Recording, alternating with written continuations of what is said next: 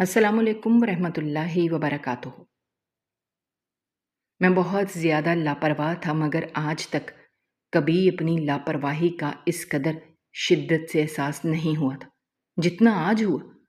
ماں ہمیشہ میری سعادت سے چڑھتی تھی، مجھے کوستی بھی تھی، کبھی کبھی تو بہت زیادہ غصہ بھی کرتی، کہتی تم بہت لاپرواہ انسان ہو، تمہیں وقت کی قدر نہیں، رشتوں کا احساس نہیں، تم زندگی کیسے گزارو گے، آگے جا کر کیا کرو گے، مجھے تمہاری بہت فکر ہے، بہت پریشانی ہے۔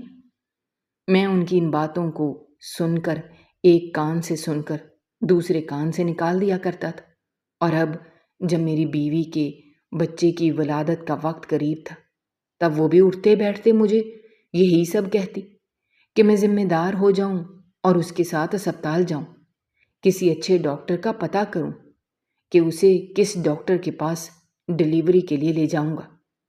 وہ اماں کے ساتھ سرکاری اسپتال جایا کرتی تھی، مگر باقاعدگی سے نہ جانے کی وجہ سے اس کے پاس سرکاری اسپتال کے کاغذات بھی پورے نہیں تھے، اور یوں یہ پریشانی تھی کہ شاید اب سرکاری اسپتال میں اس کا علاج ممکن نہ ہو سکے، اور ویسے بھی سرکاری ہسپتالوں کی جو حالت ہے اس سے کون نا واقف ہے۔ مریض روتے بلکتے رہتے ہیں اور ڈاکٹرز انہیں پوچھتے بھی نہیں۔ میری بیوی کہتی تھی کہ آخر تم کب سنجیدہ ہوگے، تمہیں اتنا بھی احساس نہیں کہ میں تمہارے بچے کی ماں بننے والی ہوں، تمہاری زندگی کو مکمل کرنے والی ہوں، اب تو سنجیدگی سے کوئی کام کاج کر لو، 2-4 پیسے جمع کر لو، کسی ڈاکٹر کا پتہ کر لو، اس سے بات کر لو، تاکہ جب وقت آئے تو ہمیں کوئی مشکل نہ ہو، ہم آسانی سے ڈاکٹر کے پاس پہنچ جائیں، ہمارے پاس پیسے بھی ہوں، اور تم نے کسی سواری کا بندوبست بھی کر کے رکھنا ہے۔ میں زور زور سے ہنس پڑا۔ میں نے آج تک کبھی کسی کام کو سنجیدگی سے نہیں لیا۔ اب تم یہ سمجھتی ہو کہ تم مجھ پر حکم چلا کر سب کچھ اپنے حساب سے کروا لو گی، کہ جیسے تم کہو ویسا میں کروں، تاکہ تم لوگ یہ کہو کہ میں بیوی کا غلام ہوں۔ میں تمہاری باتوں کو سننے والا نہیں، جب وقت آئے گا تب دیکھا جائے گا۔ میری بیوی سعدیہ زور زور سے رونے لگی۔ اگر مجھے پتا ہوتا کہ آپ کا رویہ اتنا غیر سنجیدہ ہے، آپ زندگی کے اتنے اہم موڑ کو بھی ہلکے انداز میں لے رہے ہیں، میں کبھی آپ سے شادی نہ کرتی۔ سوچ سوچ کر میرا دماغ پھٹ رہا ہے، پریشانی سے نیند نہیں آتی کہ کیا ہوگا۔ میں نے تو اپنے بچے کی شاپنگ بھی نہیں کی، اس کے لیے کوئی سامان لے کر نہیں رکھا، اور ایک آپ ہیں، آپ پر کسی بات کا کوئی اثر ہی نہیں ہوتا۔ میں غصے میں اپنی ماں کے پاس گیا۔ ماں، آپ اپنی بھانجی کو میری زندگی میں اس لیے لے کر آئی تھیں کہ یہ میرے سکون کو برباد کرے؟ آخر اس کو مسئلہ کیا ہے جو یہ نہ کسی پل سکون سے رہتی ہے، نہ مجھے سکون سے رہنے دیتی ہے؟ پورا 1 مہینہ باقی ہے، 1 مہینے میں سب ہو جائے گا۔ ماں سرد نگاہوں سے مجھے دیکھنے لگی۔ بیٹا، اس کا قصور نہیں ہے، قصور تو میرا ہے۔ میں نے تمہیں پیدا تو کیا، مگر تمہاری ویسی تربیت نہ کر سکی جیسی کرنی چاہیے تھی، تمہیں اچھے برے کا فرق نہ سکھا سکی، سب کچھ جانتے ہوئے بھی اس بچی کی زندگی برباد کر دی۔ اب میں بہت شرمندہ ہوتی ہوں اس کی حالت دیکھ کر۔ اس کے ماں باپ کے سامنے میں جا نہیں سکتی، کس منہ سے جاؤں؟ کیا بتاؤں گی انہیں کیا حال کیا ہے میرے بیٹے نے ان کی بیٹی کا؟ جب وہ مجھ سے پوچھیں گے اگر تم اپنے بیٹے کو سدھار نہیں سکتی تھی، ہماری بیٹی کا خیال نہیں رکھ سکتی تھی، تو کیوں اسے بیاہ کروا کر لے گئی؟ اب بتاؤ، ان باتوں کا میں انہیں کیا جواب دوں گی؟ مجھے بہت غصہ آتا کہ ماں بھی میری کوئی بات نہیں سنتی، وہ بھی میری بیوی کی طرفداری کر رہی ہے۔ میں کیا کروں؟ مجھے اگر کہیں نوکری نہیں ملتی، کوئی کام نہیں ملتا، تو میں کیا کروں؟ ڈھونڈ تو رہا ہوں کام، اپنے سارے دوستوں سے کہہ رکھا ہے کہ جب بھی کسی نوکری کا پتہ چلے مجھے ضرور بتانا۔ میرے سارے دوست اپنی اپنی ذمہ داریوں میں پھنسے ہوئے تھے، سبھی نوکری کر رہے تھے، مجھے دیکھ کر کہتے تو عیش میں ہے، تو خوش نصیب ہے کہ تمہارے ماں نوکری کرتی ہے، گھر کا خرچ اٹھا رہی ہے، اگر تم پر ذمہ داری ہوتی تو تم بھی ہماری طرح سے بدحال ہوتے۔ اور ان کی بات سن کر میں فخر سے گردن اکڑا لیتا۔ یہ بات سچ بھی تھی۔ اماں ایک اسکول میں کلاس 4 تھیں۔ ان کی تنخواہ اچھی خاصی تھی، اتنی کہ گھر کا سارا گزارا ہو جاتا تھا۔ بجلی کے بل بھی وہی بھرتی تھیں، راشن بھی وہی کرتی تھیں، اور میری بیوی کی ضروریات پر بھی وہی خرچ کرتی۔ اور اب جب وہ میرے ہونے والے بچے کے لیے کچھ چیزیں لے کر گئیں تو میں بالکل ہی بے فکر ہو گیا۔ سعدیہ مجھے کہتی رہی کہ میں اس کے ہاتھ پر کچھ پیسے رکھوں، کام کر کے کچھ لے آؤں، مگر میں گویا ناک پر مکھی اڑا دیتا۔ تم بھی نا، جب وقت آئے گا دیکھا جائے گا، لے جاؤں گا میں تمہیں کہیں۔ مجھے یقین تھا کہ اماں گھر پر ہیں تو اماں کوئی نہ کوئی صورت نکال ہی لیں گی۔ آج تک وہی سارے انتظامات دیکھتی رہی ہیں، سب کچھ اماں نے کیا ہے تو آئندہ بھی وہی کریں گی۔ میں انہیں خام خیالیوں میں الجھا ہوا تھا جب ایک رات مجھ پر قیامت بن کر ٹوٹی۔ میری ماں اس رات سوئی مگر دوبارہ کبھی اٹھ نہ سکی۔ میری بیوی تو دھاڑے مار مار کر رو رہی تھی، اور میرا حال یہ تھا کہ میں سانس بھی نہیں لے پا رہا تھا۔ میں رونا بھول چکا تھا۔ میرا جی چاہ رہا تھا کہ میں بھی چیخ چیخ کر روؤں اپنے اس نقصان پر جو ہو چکا ہے۔ میری ماں مجھ سے چھن چکی ہے، میری جنت مجھ سے دور جا چکی ہے۔ کتنا بد نصیب ہوں میں جو اپنی ماں کو آخری وقت میں منا بھی نہ سکا، اس کا حق ادا نہ کر سکا۔ میں روتا رہتا، اس کی قبر پر بیٹھا رہتا۔ گھر آتا تو سعدیہ کی روتی بسورتی شکل دیکھنے کو ملتی اور میں بیزار سا ہو جاتا۔ اب مجھے کبھی بھی کچھ بھی اچھا نہیں لگتا تھا۔ گھر میں ہر روز وہی پتلی سی دال ملتی۔ سعدیہ سے کچھ کہتا اچھا بنا لو تو وہ شکوہ بھری نظروں سے مجھے دیکھنے لگتی۔ کہاں سے اچھا کھانا بنا لو؟ آپ کھانا لا کر دیں گے، پیسے میرے ہاتھ پر رکھیں گے، تبھی تو کچھ اچھا بنے گا۔ آپ تو مہینے کا آخر ہے، یہ راشن بھی ختم ہونے والا ہے، بجلی کا بل بھی آنے والا ہے، اور مجھے بھی اسپتال جانا ہے، ڈاکٹر کے پاس۔ کہاں جاؤں؟ کیا کروں؟ کہاں سے پیسے لاؤں؟ اب اگر اپنے ماں باپ سے یہ بات کہوں گی تو وہ آپ کو ہی برا بھلا کہیں گے کہ آپ نے اس مشکل وقت کے لیے کوئی بندوبست نہیں کیا۔ میں نے اسے کہا کہ اماں نے تو تمہیں پیسے دیے ہوں گے نا، وہ تو تمہارے پاس ہی پیسے رکھتی تھیں۔ ابھی جو پچھلے دنوں ان کی کمیٹی نکلی تھی وہ کیا ہوئی؟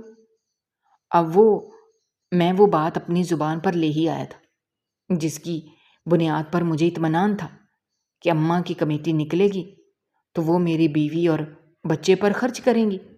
میری بیوی کہنے لگی، آپ بہت خدا گم اور لاپرواہ انسان ہیں۔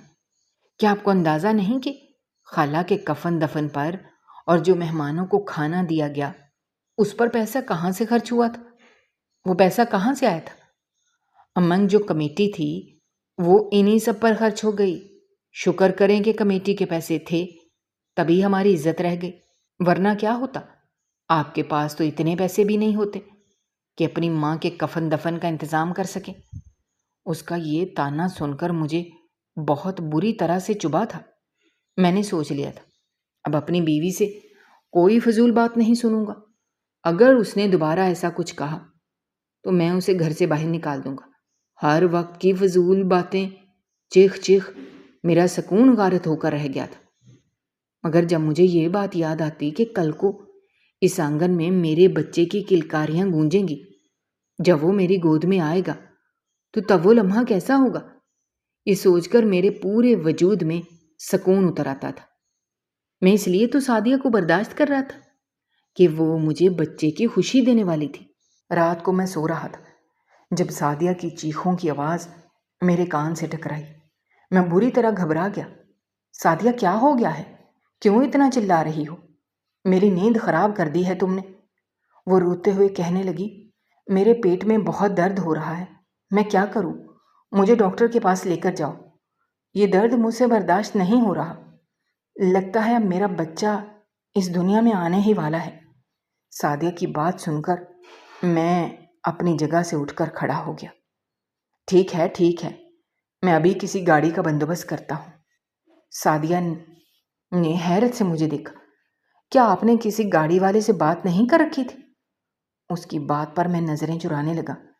کتنے وقت سے تو وہ مجھے یہی کہہ رہی تھی کہ گاڑی کا اور پیسوں کا انتظام کروں۔ اب میری جیب میں تو پھوٹی کوڑی بھی نہیں تھی اور میں نے کسی گاڑی والے سے بات بھی نہیں کی تھی۔ گھر سے باہر آیا تو دور دور تک اندھیرے نے میرا استقبال کیا۔ رات کا وقت تھا۔ ہمارے محلے میں شکیل صاحب رہتے تھے جو گاڑی کو بکنگ پر لے کر جاتے تھے۔ ان کے علاوہ محلے میں اور آس پاس کسی کے پاس بھی گاڑی نہیں تھی۔ یہاں پر سبھی غریب غربا لوگ تھے۔ میں شکیل صاحب کے گھر گیا۔ کافی دیر کے بعد ان کے گھر کا دروازہ کھلا۔ دروازہ ان کے ابو جی نے کھولا تھا۔ مجھے دیکھ کر وہ حیران ہوئے۔ کیا بات ہے بیٹا؟ آدھی رات کو تم یہاں پر آئے ہو، خیریت ہے؟ میں نے انکل کو ساری بات بتائی کہ اس وقت میری بیوی کو ہسپتال جانا ہے، اسے ڈاکٹر کی ضرورت ہے۔ تب وہ میری بات پر حیران ہوئے۔ بیٹا، اگر ایسی کوئی بات تھی تو تمہیں شکیل سے پہلے بات کرنی چاہیے تھی۔ وہ تو آج بکنگ پر گیا ہوا ہے اور کل سے پہلے گھر واپس نہیں آئے گا۔ اگر تم ایسی کوئی بات اسے بتاتے تو وہ رات کی بکنگ نہ لیتا۔ اب بتاؤ کیا کیا جائے؟ اگر میں اسے کال کر کے بلاؤں گا تو وہ نہیں آئے گا۔ اب تو میں بہت پریشان ہو گیا تھا۔ چچا جان، اب کیا ہوگا؟ میں اپنی بیوی کو ہسپتال کیسے لے کر جاؤں گا؟ چچا بھی مجھے غصے سے گھورنے لگے تھے۔ بیٹا، مجھے لگا تھا کہ تمہارے سر سے ماں کا سایہ اتر گیا ہے۔ جب تم اس تپتے صحرا میں اکیلے ہوگے تو تم سمجھدار ہو جاؤ گے، تمہیں زندگی کی سمجھ آ جائے گی۔ مگر تم تو ویسے کے ویسے ہی ہو۔ تمہیں ابھی تک کسی بات کی سمجھ نہیں آئی کہ ہر کام کو اس کے وقت پر کرنا چاہیے۔ ہر کام کو ٹالتے نہیں ہیں۔ اگر وقت ہاتھ سے گزر جائے تو پھر انسان خالی ہاتھ رہ جاتا ہے، اس کے پاس کچھ نہیں بچتا۔ یہاں قریب ہی جو درزی صاحب کا گھر ہے، ان کے بیٹے نے پچھلے دنوں رکشہ لیا ہے۔ اب ایک کام کرو، ان سے بات کرو، ان کے رکشے پر ہی اپنی بیوی کو لے جاؤ۔ میں نے جھجکتے ہوئے ان سے ان کی بیوی کے بارے میں پوچھا۔ اگر وہ ہیں تو میری بیوی کے ساتھ چلیں۔ اب وہ طنزیہ نظروں سے مجھے دیکھنے لگے۔ بیٹا، وہ تو خاندان میں فوتگی پر گئی ہوئی ہے، اور وہی بات تم نے کون سا ہمیں پہلے بتا رکھا تھا؟ اگر ہم جانتے ہوتے تو تمہاری مدد کے لیے تیار رہتے، مگر اب تو تم جانو اور تمہارا کام۔ وہ دروازہ بند کر کے چلے گئے۔ میں درزی کے گھر پر آیا۔ شکر ہے اس کا بیٹا گھر پر ہی تھا۔ وہ مجھے لے کر جانے کے لیے تیار ہو گیا۔ اپنی بیوی کو سہارا دے کر میں نے اسے رکشے پر بٹھایا۔ راستے میں رکشہ رک گیا۔ میری بیوی درد سے بے حال ہو رہی تھی۔ میں نے رکشے والے سے پوچھا، کیا ہوا؟ تم یہاں پر کیوں رک گئے ہو؟ کہنے لگا، میرا رکشہ خراب ہو گیا ہے، اب یہ کہیں نہیں جائے گا۔ آپ ایک کام کرو، یہاں قریب ہی آبادی ہے، یہاں پہ ضرور آپ کو کوئی نہ کوئی گاڑی مل جائے گی یا کسی ڈاکٹر کا پتہ مل جائے گا، آپ ان سے اپنی مدد لے سکتے ہیں۔ مجھے رکشے والے پر بہت غصہ آیا، مگر وہ کہنے لگا، اس میں میرا کیا قصور ہے؟ اگر میرا رکشہ یہاں پر خراب ہو گیا ہے تو اب میں تو خود پریشان ہوں کہ کیا کروں۔ آدھی رات کو یہاں پر کون سا مکینک ملے گا؟ میں اسے اس کے حال پر چھوڑ کر اپنی بیوی کو سہارا دے کر ایک طرف چلنے لگا تھا۔ سامنے آبادی کا سلسلہ نظر آ رہا تھا۔ یہ کچی آبادی تھی جہاں پر غریب غربا لوگ رہتے تھے۔ اس کے علاوہ دور دور تک جنگل تھا۔ میں اسی آبادی کی طرف چلا گیا۔ ہو سکتا ہے یہاں پر کوئی ہو جو میری مدد کر سکے۔ میں نے گھر کا دروازہ کھٹکھٹایا۔ ایک عورت نے دروازہ کھولا۔ جی، آپ کو کس سے ملنا ہے؟ آدھی رات کو آپ یہاں پر کیوں آئے ہیں؟ وہ مجھے دیکھتے ہوئے غصے سے بولی۔ میں نے بتایا کہ میری بیوی کی طبیعت خراب ہے، اسے کسی ڈاکٹر کے پاس لے کر جانا ہے۔ وہ کہنے لگی، یہاں 4 گھر چھوڑ کر ایک دائی کا گھر ہے، اپنی بیوی کو اس کے پاس لے جائیں، وہ آپ کی مدد کر سکتی ہے۔ یہ سن کر میری جان میں جان آئی۔ میں اپنی بیوی کو لے کر دائی کے پاس آیا۔ میری بیوی مجھے منع کرنے لگی، آپ اس دائی کے پاس مت جائیں، میں نے سنا ہے یہ دائیاں انسانی جان سے کھیلتی ہیں، انہیں کسی بات کا پتہ نہیں ہوتا۔ اگر ان کے ہاتھوں سے کسی کی جان ضائع ہو جائے تو یہ کہتی ہیں قسمت کا لکھا ایسے ہی تھا، اور وہ اتنی ہی زندگی لکھوا کر لائی تھی۔ آپ مجھے کسی ہسپتال میں لے کر چلیں، مگر کسی دائی کے پاس نہیں، مجھے بہت ڈر لگ رہا ہے۔ میں نے اپنی بیوی کی سنی انسنی کر دی۔ اب میں بیوی کو اس دائی کے پاس ہی لے کر جاؤں گا۔ یہاں پر میں ہسپتال کیسے لے کر جاؤں؟ اب میں گاڑی کا انتظام کہاں سے کروں؟ اور یہ دائی، یہ تو اس کچی آبادی میں رہنے والی ہے، یقیناً یہ خود بھی غریب ہوگی اور کم پیسوں پر کام کرنے کے لیے تیار ہو جائے گی۔ یہ سوچ کر میں مطمئن سا ہو کر دائی کے گھر کے دروازے کے پاس آ گیا تھا۔ زور زور سے دروازہ بجانے لگا۔ اندر سے ایک عورت کی کرخت آواز سنائی دی، کون ہے؟ آدھی رات کو کیا کام ہے؟ میں نے اپنے آنے کا مدعا بتایا تو اگلے ہی لمحے دروازہ کھل گیا۔ دائی کی آنکھوں میں مجھے عجیب سی چمک نظر آئی، جسے دیکھ کر ایک پل کو میں ٹھٹک گیا، مگر پھر میں نے اسے نظر انداز کر دیا۔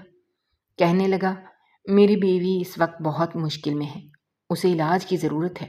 دائی کہنے لگی، جلدی سے آ جاؤ، تمہاری بیوی کی حالت خراب ہو رہی ہے، زیادہ دیر تک دروازے پر رہنا مناسب نہیں ہے، تم آؤ میرے ساتھ۔ وہ مجھے لے کر ایک کمرے میں آ گئی۔ میں بہت مشکل سے اپنی بیوی کو سہارا دے کر اس کمرے میں آیا تھا، جہاں پر عجیب سی بدبو پھیلی ہوئی تھی۔ دائی کہنے لگی، تم ساتھ والے کمرے میں بیٹھ جاؤ اور مجھے یہ بتاؤ، تمہارے پاس پیسے تو ہیں نا؟ میں نے نفی میں سر ہلایا۔ سچ بتاؤں تو میں بہت غریب ہوں، بہت مشکل حالات سے دوچار ہوں، میں یہاں تک بہت مشکل سے پہنچا ہوں، ابھی میرے پاس پیسے نہیں ہیں، مگر میں وعدہ کرتا ہوں جلدی تمہیں پیسے لوٹا دوں گا، مجھ پر بھروسہ رکھو۔ اس کی آنکھوں میں اب اور بھی زیادہ چمک لہرائی تھی۔ مجھے کہنے لگی، باہر آؤ، تم سے ایک بات کرنا چاہتی ہوں۔ میں حیران ہی رہ گیا، انہیں جانے مجھ سے کیا کہنے والی ہے۔ کمرے سے باہر آیا تو کہنے لگی، تمہارے پاس پیسے نہیں ہیں تو کیا تم چاہتے ہو تمہیں 1 لاکھ کی رقم دی جائے، اور یہ کیس کرنے کا بھی میں تم سے 1 روپیہ بھی نہ لوں؟ اب تو میں حیران پریشان رہ گیا، میرا منہ کھلے کا کھلا رہ گیا تھا۔ کیا کہہ رہی ہیں آپ مجھے اتنے پیسے بلا وجہ کیوں دیں گی؟ کہنے لگی، وہ میں تمہیں بعد میں بتاؤں گی، مگر یہ بتاؤ، اگر میں تمہیں اتنے پیسے دوں تو کیا تم یہ پیسے لینے سے انکار کرو گے یا لے لو گے؟ اب تو میں بہت زیادہ خوش ہو گیا تھا۔ ہاں میں یہ پیسے ضرور لوں گا، کیوں منع کروں گا؟ اور کیا ہی اچھی بات ہو کہ اگر آپ میری بیوی کا علاج بھی بالکل مفت میں کر دیں۔ وہ زور سے ہنس پڑی۔ بس ٹھیک ہے، پھر میں جو کہوں گی تمہیں وہ ماننا ہوگا۔ اس کی بات پر میں ٹھٹک کر رہ گیا۔ اچانک ایسی کون سی بات ہے جو وہ مجھ سے منوانے والی ہے؟ اور پھر وہ اسی کمرے میں چلی گئی، دروازہ اندر سے بند کر لیا۔ میں باہر صحن میں ٹہل رہا تھا، اندر سے میری بیوی کے چلانے کی آوازیں سنائی دے رہی تھیں۔ میرا دل بری طرح گھبرا رہا تھا، اور آج پہلی بار میرے دل میں پچھتاوے کا احساس بھی پیدا ہو رہا تھا۔ کیا ہی اچھا ہوتا اگر میں نے کچھ پیسے جمع کیے ہوتے تو آج یہ سب دیکھنے کو نہ ملتا۔ آج میں اپنی بیوی کو کسی اچھے ہسپتال میں لے کر جاتا تو اسے شاید اتنی تکلیف کا سامنا نہ کرنا پڑتا۔ میں نے بے چینی سے پورے شہر میں ٹہلتا پھر رہا تھا۔ جب دروازہ کھلا تو میرے کانوں میں ایک بچے کی باریک سی رونے کی آواز سنائی دی، تو یہ آواز سن کر میرے پورے وجود میں خوشگوار لہر دوڑ گئی۔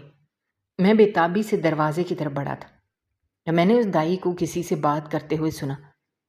میں نے دروازے کی جھوری سے دیکھا تو میری بیوی کی آنکھیں بند تھیں، وہ بے ہوش تھی، اور بچہ اس کے پہلو میں ہی لیٹا ہوا تھا۔ اس سے پہلے کہ میں کمرے میں جاتا، دائی کی بات سن کر میرے قدموں تلے سے زمین نکل گئی۔ میں بری طرح گھبرا گیا تھا، پوری طرح پسینے میں نہا گیا تھا۔ میں فوراً پیچھے ہٹا، سوچنے لگا اب کیا کروں، اس وقت کون ہے جو میری مدد کر سکتا ہے؟ تبھی میرے ذہن میں ایک جھماکا سا ہوا۔ میں نے جلدی سے وہ نمبر ملایا اور اسے یہاں آنے کی اطلاع دی۔ میرا دل سوکھے پتے کی طرح لرز رہا تھا۔ آج لمحہ لمحہ میرے لیے بہت بھاری ثابت ہو رہا تھا، جیسے ایک ایک پل صدیوں کے برابر تھا۔ آج پہلی بار مجھے اس بات کا پتہ چل رہا تھا کہ وقت کتنا قیمتی ہے، اور جو لوگ اس کی قدر نہیں کرتے وہ خالی ہاتھ کیوں رہ جاتے ہیں۔ میں بھی تو ایسا ہی تھا، لاپرواہ، بے قدر۔ میں نے بھی تو وقت کی قدر نہیں کی تھی، اسی لیے تو آج اپنی زندگی کی سب سے بڑی خوشی کھونے جا رہا تھا۔ جب میں نے سنا کہ اس دائی نے فون پر کہا تھا کہ میرا نام کامران ہے، میں اپنی ماں کا اکلوتا بیٹا ہوں، میں نے آنکھیں کھولیں تو اپنے پاس ماں اور خالہ کے علاوہ اور کوئی قریبی رشتہ دار نہیں دیکھا۔ ابا کے بارے میں سنا تھا کہ وہ ایک روڈ ایکسیڈنٹ میں فوت ہو گئے تھے۔ جب ان کا انتقال ہوا اس وقت میں صرف 5 سال کا تھا۔ اس کے بعد اماں نے ہی مجھے پالا پوسا اور بڑا کیا۔ اب وہ ایک سرکاری اسکول میں کلاس 4 کی نوکری کر رہی تھی۔ گو کہ وہ ایک ملازمہ تھی، اسکول میں صفائی ستھرائی کا کام کیا کرتی تھی، مگر پھر بھی ان کی تنخواہ اتنی تھی کہ گھر کا گزارا اچھے سے ہو رہا تھا، اور مجھے بھی وہ بہت صاف ستھرا رکھتی تھی، مجھے شہزادہ بنا کر رکھتی تھی۔ خود وہ پرانے کپڑے پہنتی مگر میرے لیے نت نئے کپڑے جوتے ہر عید پر ہر موسم میں ضرور خریدتی۔ میں اپنی عمر کے بچوں میں نمایاں نظر آتا تھا۔ بچے مجھے رشک سے دیکھتے تھے کیونکہ میرے پاس ہر طرح کے کھلونے اور ہر طرح کے کھانے کی چیزیں موجود ہوتی تھیں۔ میرے پاس ایک بہت پیاری سی سائیکل تھی جو اماں نے مجھے 6 سال کا ہونے کے بعد دلائی تھی۔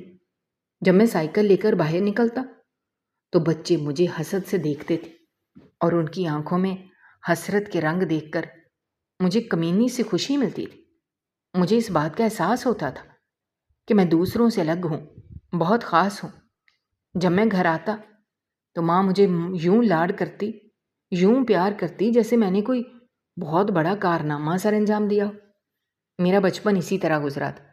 کہتے ہیں جو بچپن کی عادتیں ہوتی ہیں اگر ان پر وقت پر قابو نہ پایا جائے تو وہ آہستہ آہستہ پختہ ہو جاتی ہیں۔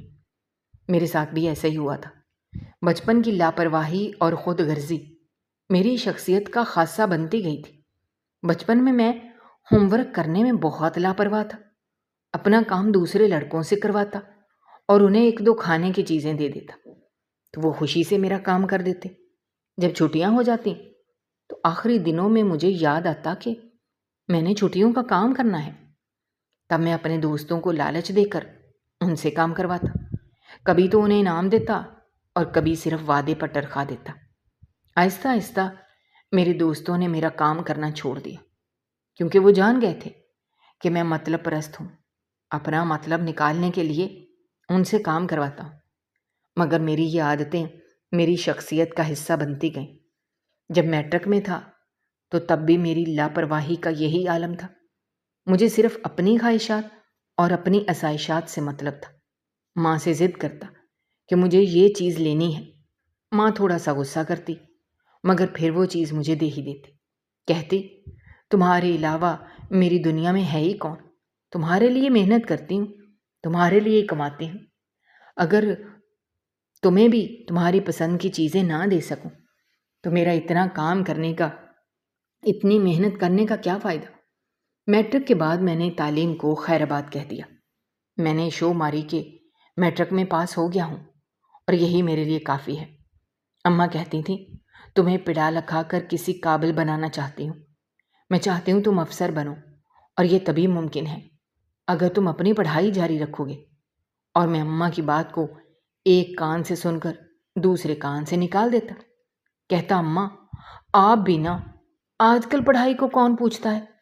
آج کل ڈگریوں کا کوئی زمانہ نہیں ہے۔ آج کل جس کے پاس پیسہ ہوتا ہے وہ بزنس کرتا ہے اور راتوں رات دولت مند بن جاتا ہے۔ اگر آپ کے پاس پیسہ ہو تو آپ مجھے بزنس کے لیے دے دینا، میں دیکھنا ایک دن بہت بڑا بزنس مین بن جاؤں گا، تب میں بہت محنت کروں گا۔ ماں کو میں ایسے خواب دکھاتا کہ وہ خوش ہو جاتی، کہتی بیٹا مگر پھر بھی ضروری تو نہیں کہ تعلیم صرف نوکری یا پیسہ کمانے کے لیے حاصل کی جائے۔ تعلیم کا مقصد تو انسان کو سنوارنا ہوتا ہے۔ تمہیں شعور آئے گا، اچھے برے کی سمجھ آئے گی۔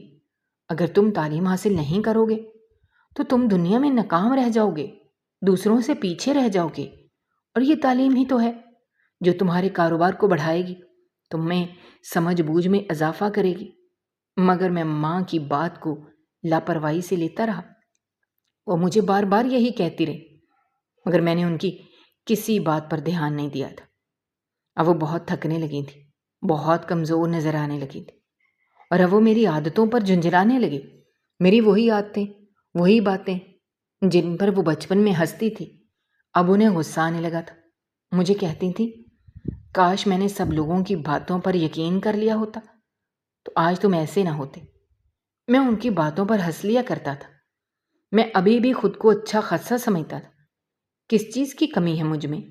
دوسروں سے لاکھ درجے بہتر ہوں، یہ میرا ذاتی خیال تھا، اور میں کسی دوسرے کا اس بارے میں متفق ہونا ضروری خیال نہیں کرتا تھا۔ وقت یوں ہی گزرتا جا رہا تھا۔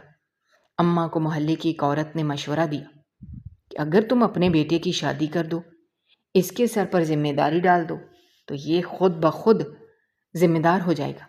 جب بیوی آئے گی، اس پر ذمہ داریاں پڑیں گی، تب اسے عقل آ جائے گی۔ یہ بات ماں کے دل کو لگی تھی۔ انہوں نے مجھ سے میری خالہ زاد سعدیہ کے بارے میں پوچھا۔ میں نے ان کی مرضی کے آگے سر جھکا دیا۔ کہنے لگا، جو آپ فیصلہ کرنا چاہتی ہیں وہ کریں۔ میں نے اپنی ماں کو یہ نہیں بتایا کہ وہ بڑی بڑی آنکھوں والی اور نازک اندام سی سعدیہ مجھے دل و جان سے قبول ہے۔ میں تو بچپن سے ہی اسے پسند کرتا تھا۔ اس بات کا انتظار کر رہا تھا کہ کب ماں اس کا نام لیتی ہیں، اور جب ماں نے لیا تو میری تو دل کی مراد پوری ہو گئی۔ میں دل و جان سے اس کے ساتھ شادی کے لیے تیار تھا۔ اماں نے جب خالہ خالو سے بات کی تو خالہ کہنے لگیں کہ باقی سب تو ٹھیک ہے، میں جانتی ہوں اسے ماں بن کر پال لیں گی، مگر کیا کیا جائے، مجھے آپ کے بیٹے کی تربیت پر تھوڑا اعتراض ہے۔ وہ بہت لاپرواہ ہے، کسی بات کو سنجیدگی سے نہیں لیتا۔ اگر وہ کوئی کام کاج کرنے لگے تو میں سعدیہ کو کل ہی رخصت کر دوں گی۔ ماں نے ان سے بہت وعدے کیے۔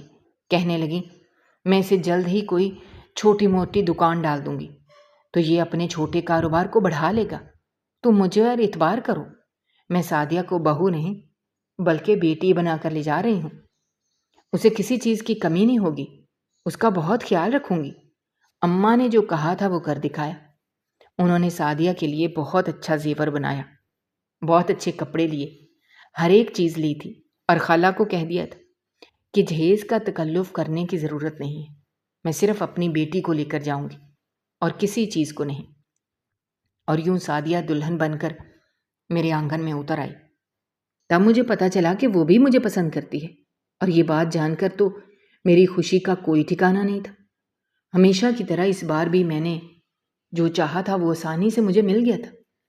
بچپن سے لے کر آج تک میں جس چیز کی بھی خواہش کرتا تھا وہ مجھے مل جاتی تھی، اس لیے میں اس چیز کی قدر نہیں کرتا تھا، اور سعدیہ کے ساتھ بھی یہی معاملہ ہوا تھا۔ جب وہ مجھے حاصل ہو گئی تو میں نے وہ سارے منصوبے، وہ ساری باتیں اور وہ سارے وعدے جو میں نے ماں سے کیے تھے سب بھلا دیے۔ میں دوبارہ سے اپنے دوستوں کی محفل میں جا کر بیٹھنے لگا، ان کے ساتھ خوشی خوشی وقت گزارنے لگا۔ یوں بھی میں سعدیہ کے ساتھ شادی کر کے بہت خوش تھا اور زندگی کو ابھی انجوائے کرنا چاہتا تھا۔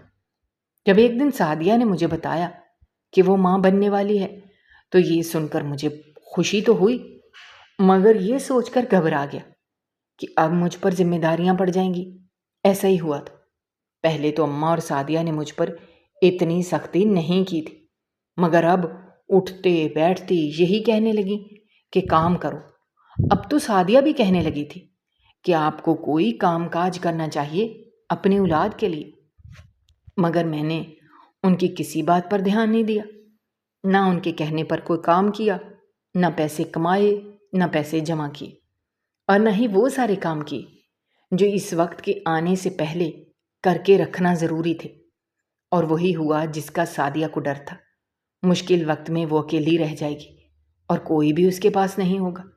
اگر پیسے نہیں ہوں گے تو ہماری مشکل آسان ہونے کے بجائے مشکلات میں اضافہ ہوتا چلا جائے گا۔ مجھے آج زندگی میں پہلی بار اپنی ماں کی ساری باتیں یاد آ رہی تھیں۔ میں رو رہا تھا، پھوٹ پھوٹ کر بچوں کی طرح۔ جب زندگی میں پہلی بار ایک قیمتی چیز کو اپنے ہاتھوں سے پھسلتا دیکھا تب کیا ہوگا، ایسا کیا کروں، کون سا وقت اپنے ہاتھوں میں روک لوں۔ اور پھر تھوڑی ہی دیر گزری تھی جب میرے کانوں نے وہ آواز سنی۔ ایک بار میرا دل اچھل کر حلق میں آ گیا تھا۔ یہ دروازے پر کون تھا؟ وہ مسیحا تھا جو مجھے نئی زندگی کی نوید دینے والا تھا، یا وہ لوگ تھے جو مجھ سے میری زندگی کی سب سے بڑی خوشی کو چھیننے والے تھے؟ میرا دل ایسے زور زور سے دھڑک رہا تھا جیسے پسلیاں توڑ کر باہر آ جائے گا۔ میں بہت بےتابی سے اپنی جگہ سے اٹھا اور جب دروازے کے پاس گیا تو باہر سے دروازہ کھلنے کی آواز آ رہی تھی۔ میں کمرے سے باہر نکلا اور سامنے کا منظر دیکھ کر حیران رہ گیا۔ گھر کے اندر میرا سالہ نعمان داخل ہوا تھا اور اس کے ساتھ 2 پولیس اہلکار بھی تھے۔ انہوں نے اس عورت کو اپنی تحویل میں لے لیا تھا اور پھر سب اسی کمرے میں آ کر کھڑے ہو گئے۔ مجھے کہنے لگے، جب وہ لوگ دروازے سے اندر داخل ہوں تم نے ہمیں اس بات کی اطلاع دینی ہے۔ انہیں شک نہیں ہونے دینا کہ گھر میں کچھ گڑبڑ ہے۔ جیسا مجھے ان پولیس والوں نے کہا تھا میں نے ویسا ہی کیا۔ تھوڑی ہی دیر گزری تھی جب ایک گاڑی کی آواز سنائی دی اور پھر دروازے پر دستک ہوئی۔ میں نے دروازہ کھولا، کچھ لوگ گھر کے اندر داخل ہوئے۔ مجھے کہنے لگے، کہاں ہے وہ عورت؟ میں نے ایک کمرے کی طرف اشارہ کیا۔ جب وہ لوگ کمرے میں گئے تو پولیس والوں کے کہنے کے مطابق میں نے دروازہ باہر سے بند کر دیا تھا۔ اب باقی پولیس اہلکار بھی گھر میں داخل ہو گئے تھے۔ وہ لوگ کمرے میں شور مچا رہے تھے، دروازہ کھولو، تم ہمیں دھوکہ نہیں دے سکتے، ہم اس عورت کو زندہ نہیں چھوڑیں گے۔ اور تھوڑی دیر گزری تھی جب پولیس والوں نے ان لوگوں کو اپنی تحویل میں لے لیا۔ اس عورت کو بھی حراست میں لے لیا گیا۔ مجھے نعمان کہنے لگا، جلدی سے باجی کو لے کر ہسپتال چلو، باہر گاڑی کھڑی ہے۔ میں جلدی سے اپنی بیوی اور بیٹے کو اٹھا کر گاڑی میں ڈالا۔ میری بیوی بے ہوش تھی اور بچہ رو رو کر بے حال ہو رہا تھا۔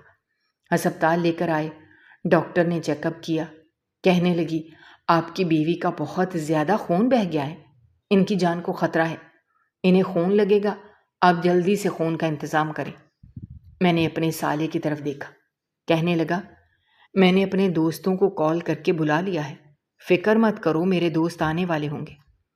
اور پھر تھوڑی دیر بعد اس کے دوست آ گئے تھے جنہوں نے میری بیوی کو خون دیا تھا۔ میں زندگی میں پہلی بار کسی کے سامنے یوں ٹوٹ کر بکھرا تھا، رویا تھا۔ نعمان نے مجھے خود سے لگا لیا، صبر کرو، حوصلہ کرو، انسان کی زندگی میں تو اس سے بھی زیادہ مشکل حالات آتے ہیں، انسان کو مردانہ وار ان حالات کا مقابلہ کرنا چاہیے۔ میں حیران ہوں کہ تم نے ان حالات کا پہلے سے ادراک کیوں نہیں کیا تھا؟ کیا تم نہیں جانتے تھے کہ یہ وقت تمہیں دیکھنے کو ملے گا؟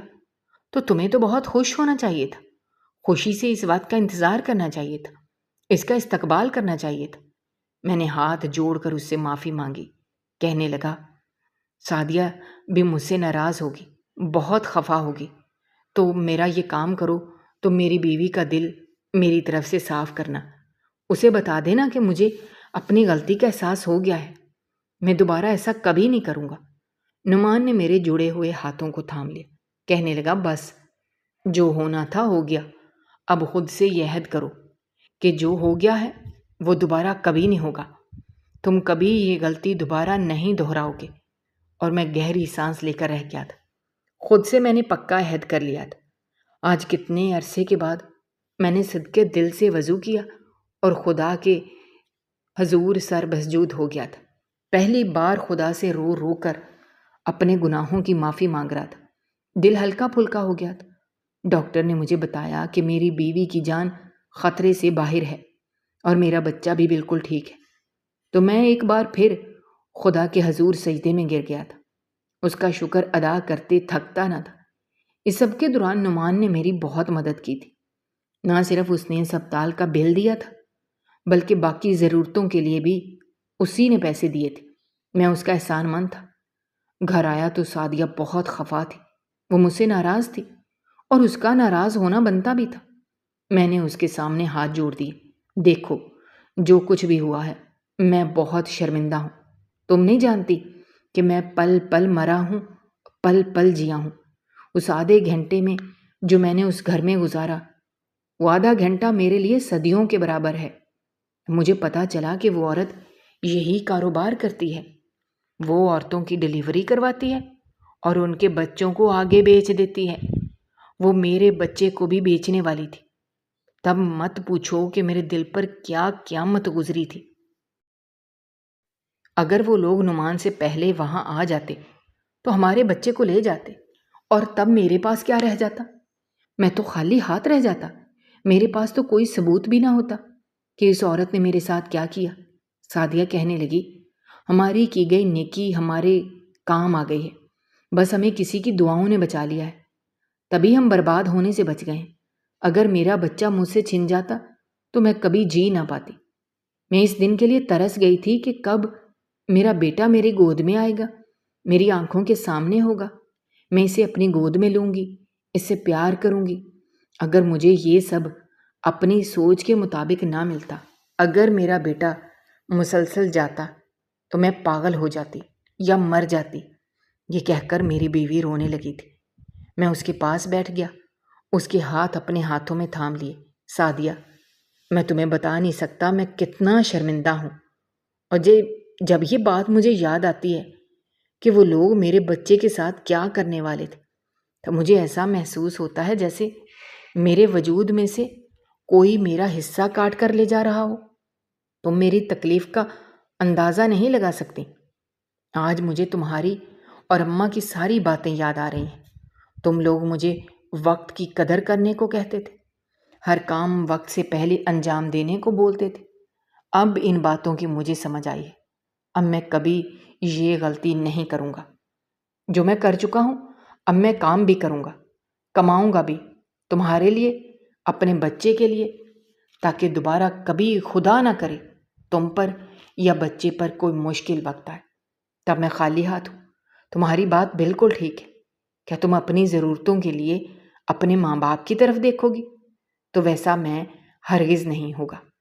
آج کے بعد تمہیں کسی کے منہ کی طرف نہیں دیکھنا ہوگا، جبکہ میں خود تمہاری ساری ضرورتوں کو پورا کروں گا۔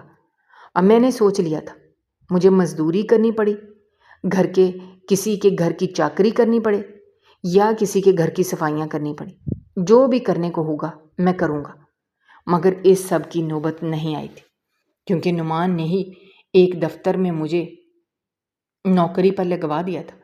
ان لوگوں کو میری کم تعلیم پر اعتراض تھا، مگر نعمان نے ان سے کہہ دیا کہ میں اپنی تعلیم کا سلسلہ بھی جاری رکھوں گا اور اپنے کام سے بھی ان کو مطمئن کر دوں گا۔ انہیں کسی قسم کی کوئی شکایت نہیں ہوگی۔